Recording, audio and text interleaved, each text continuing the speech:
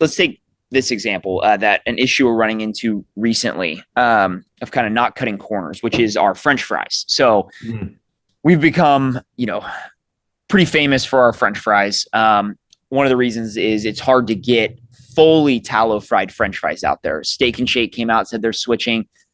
Turns out they're pre-frozen, shipped to them, par fried in vegetable oils, coated in all this other garbage. And so we do all of ours in-house, and it is super labor intensive to get a crispy French fry in-house. It's a very long process. But we figured it out.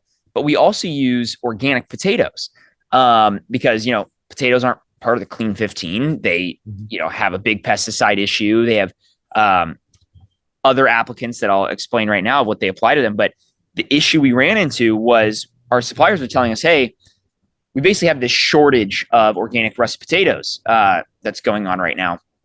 One of our suppliers says it was, it's a 2-week thing. The other supplier said it's all summer. This is what happens with organic russet. I'm like, why? Like, what is organic potato? Isn't that like super ubiquitous? Like, what the heck is going on? Well, it turns out potatoes have a single harvest season for the most part, end of summer, early fall.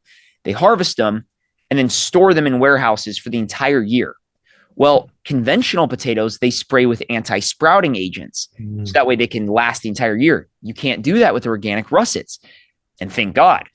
But when May hits, like right about now, the shelf life is basically over. And so everything will start sprouting.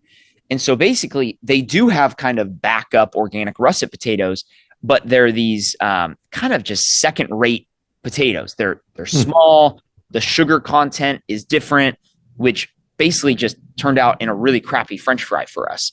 And so right now we're actually R&Ding a different seasonal French fry that we're going to be launching hopefully at the end of this week, if not early next.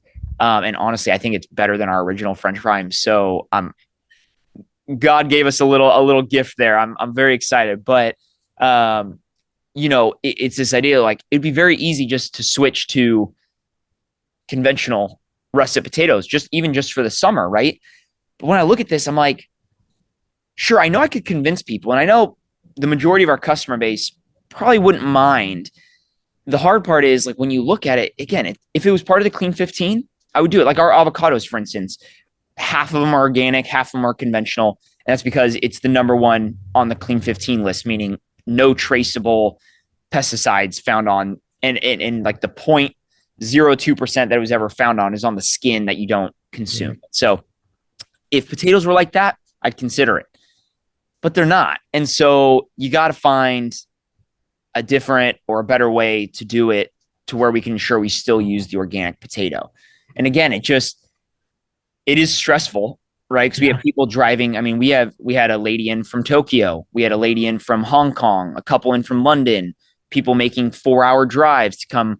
A big draw was our French fries. And I have to tell them, I'm sorry, we're out for the next few weeks. But again, I think that's why people, at the end of the day, that's what I'm selling is trust. And so I think people, they trust me. They trust Tallow as a brand that, okay, if it's served there, and this is kind of my goal, right? If it's served there, I just don't even have to read anything.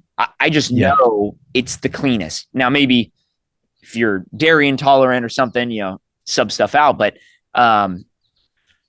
that's ultimately my goal is I wanted to create a place where, because even the other seed oil free restaurants that are out there, I personally, like, I hate to say it, like, I don't trust them. It's really hard because they often, maybe there's somebody out there doesn't have the holistic view like we do of the cleaning agents and this and that. When you really start thinking about it, it grosses me out, and it's hard to take that step. And so I wanted to create a place where, Seed Oil Scout, this is his slogan, right? It's like dying fearlessly. Like, it's just this, like, I don't have to worry. I can just go in and just be an average consumer, swipe my card, get my meal, don't have to check things out. So that was kind of the goal from the beginning. Yeah, and it sounds like you're addressing these challenges as they come up in this state of where you are, not cutting corners, keeping it the highest quality, taking each challenge one by one.